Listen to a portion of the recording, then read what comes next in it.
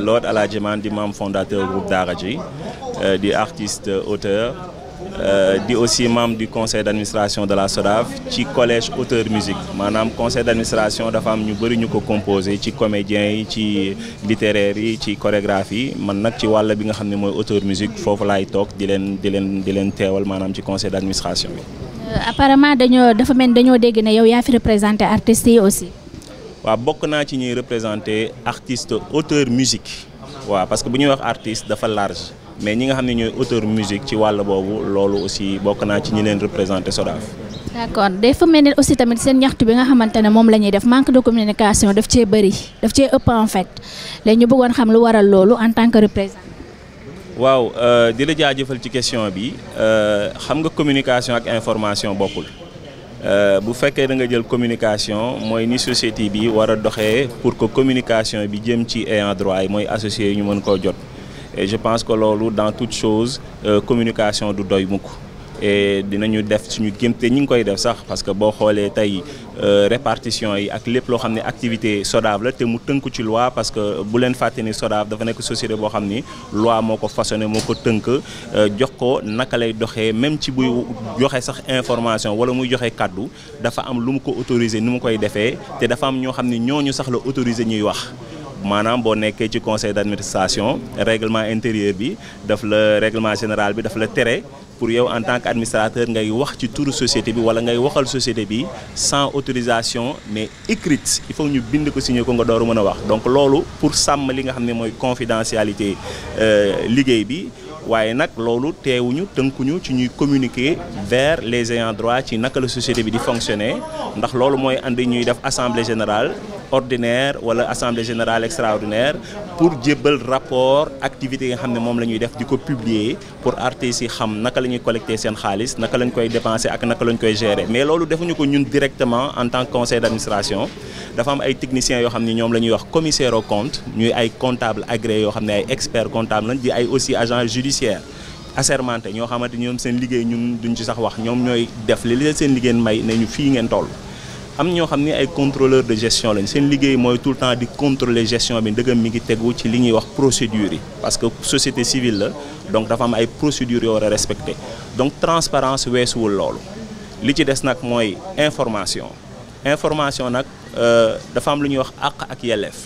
SODAV mooy saytu li nga xam ne moom mooy àqu artistes yi waaye yelleef yi aussi artistes yi dañ ci am responsabilité maanaam nit booy pratiquer liggéey dafa jaadu aussi ngay dem ci informer wu di xool di càmbar di saytu sa liggéey bi ngay pratiquer lan moo ci yokku lan moo ci dolleeku bu ko defee nga gën a mën a pratiquer sa liggéey te loolu aussi ñaari responsabilité la SODAV war na di communiquer mais maa ngi ñaan aussi artistes yi ñu def aussi le pas di ñëw vers l'information dana tax ñu daje.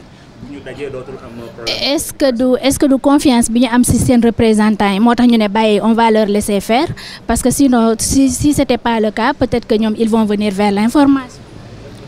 waaw je pense que loolu aussi dëgg la ndax nit bu ñu la mandaté pour que représenter un collège jox nañ la des prérogatives pour que nga mën a wax ci seen tour pour que nga mën a saytu seeni mbir avec toute responsabilité rendre compte nag war na képp koo xam ne dañ laa dénk. waaye rendre compte boobu ñuy def aussi société bi daf ko organiser loi bi organiser ko comme ni ma la ko waxee ndax ay données la ay informations yoo xam ne société bi da koy produire te dafa am nu ko loi organiser ba ñi nga xam ne ñooy associés yi ayant droit ñu mën a jot information boobu. waaw léegi yow en parlant d'information yow comment se fait-il ngeen def ay assemblée générale ñoom ñu bañ ko xam yëguñu ko ba ngeen war a renouveler bureau bi te ñoom aussi tamit yëguñu ko loolu aussi noo ko jàngatee. waaw. man dinaa leen nangul ne ñoom dans leur individualité yëguñu ko ndax xaw ma ci lu ñu nekkoon xaw ma fu ñu newoon waaye nañu reconnaître ni société bi communiqué na xam nga entre yëguma ko ak waxuñu ko c'est différent ñoom nangul naa leen loolu waaye nañ ñu nangul ni itam lépp loo xam ni communication la ci assemblée générale wala répartition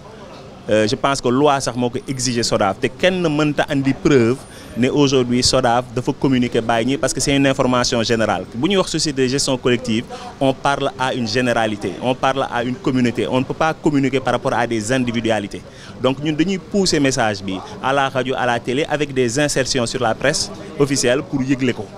Des informations standards en fait. Non, ce n'est pas des informations standards parce qu'aujourd'hui, un communiqué de presse, quand on l'envoie, c'est de l'information classique. Parce que le mode de communication, l'État bi moko wax. Mais nous, nous avons ci nouvelle technologie nga xamné mo xew ci jamono yi pour ñongal communication bobu parce que ñi ngi nek di liggéey ci ben portail d'information bo xamanteni mi ngi tudd la sodav.sn bo xamanteni portail bo xamné légui artistes yi buñ fa démé day and ak application mais lolu pour ñu liggéey ko. Mais lolu yéxu len. waaw yéexul ndax yéen ñi nekk ci informatique yéen ñi nga xam ne da ngeen di liggéey xam nga ni portail d'information boo xam ne da nga koy liggéey bu war a am ay données ak des espaces sécurisés nga xam ne base de données bi ñuy liggéey dañ ko war a concilier techniquement du ñuy def ci ñetti wax. waa léegi dama bëggoon xam yéen lan moo tax ngeen bàyyi ba seen ñoñ yi commencé kaas di wax dugg fii génn fii ngeen doog a jël initiative. ah non jëluñu initiative boobu parce que wax dëgg yàlla SODAV 2 ans et demi la fi def. Et ci 2 ans et demi, je pense que ci communication entre assemblée générale conférence de presse yi ñu jotee def pour surtout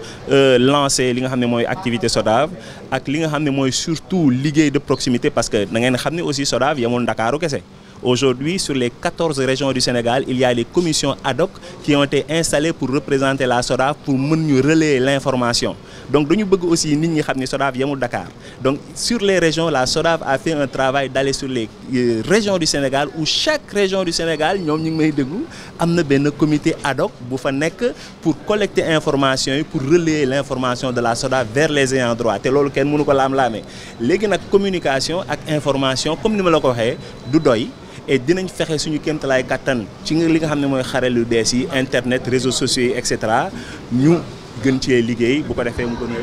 légui 1 milliard yi ñu dégg état bi dimbali na leen ko légui yoon la wala. Wa lolu défense que gaay génn nañ ci je pense que wax bobu paré nañ ci leer na. Paré nañ ci.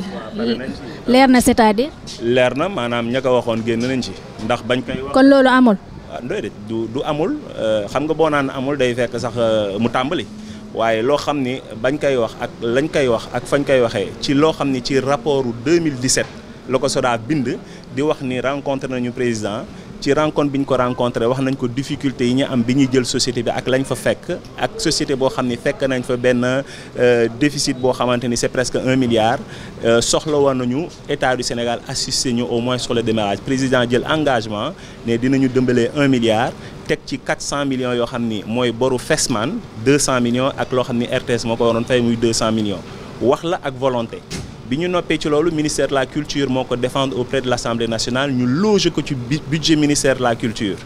waaw bu ñu ko loger ci budget ministère de la culture moom lañ ko war a laaj ndegam génn la wala joxe nañ ko ñun ñi nga xam ne ñoo war a recevoir bu ñu ko recevoir oon artistes yi yëg ko mais nag loolu yéene président la te damay profiter aussi seen antenne pour wax aussi président yéene boobu mu am ñu ngi koy xaarandiku ci mu gën a gaaw ndax société bi soxla na ko artistes yi soxla nañu ko